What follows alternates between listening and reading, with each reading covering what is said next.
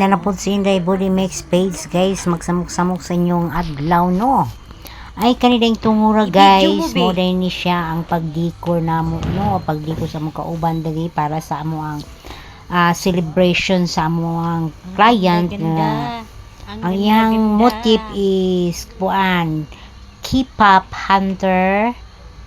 Demons daw ni siya ingon nila, pero amo tong nakita ba na ko ning may demons ba diri no, nga wala siguro, pero gi-emphasize na lang siyang dekorasyon. Kung nakita nato diha guys nga ginabutangan, nagpakuan namin na may upgrade na ang amo ang pagdekor no, kay nanay suga na siya light guys. Kung nabawaan nato guys nga nindot na gid kaayo siya no. O kanang tumura guys, nagkanta-kanta na kay ang nang celebrant ang amuan ng gikantahan ug mao din na diha guys. Ang akong trabaho guys mo ni siya usa ka spa nga nagkuan mi siya, nag-accept mi og mga lain-lain nga mga client nga naami pregnant, prenatal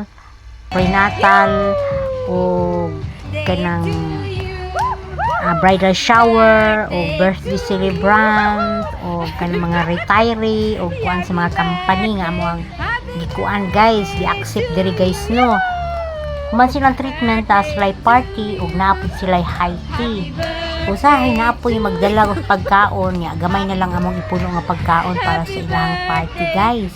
Kuman sa ilang treatment ug ang treatment ni aning mga bataa guys, well nga nag-celebrant sila sa ilang party after sila mag-celebrant or after sila magkuan kanta-kanta mi, nag-treatment pa na sila. Ang ilang treatment guys is lang mini pedicure or mini manicure, mapili lang sila sa duha, o facial, mini facial o naay foot massage guys, or sa usahay na ay whole body massage sa mga bata namo no niya, plus craft art craft na mo o biay ng tungura na apoy birthday ang ako ang kauban sa front desk na kanang Arab na mo nga amiga o Arab na mo nga nas front desk celebrate natunong pod sa iyang birthday ang na may client nga nag-celebrate pod og birthday mo na iyahang cake kay amo as siyang gi-surprise sa cake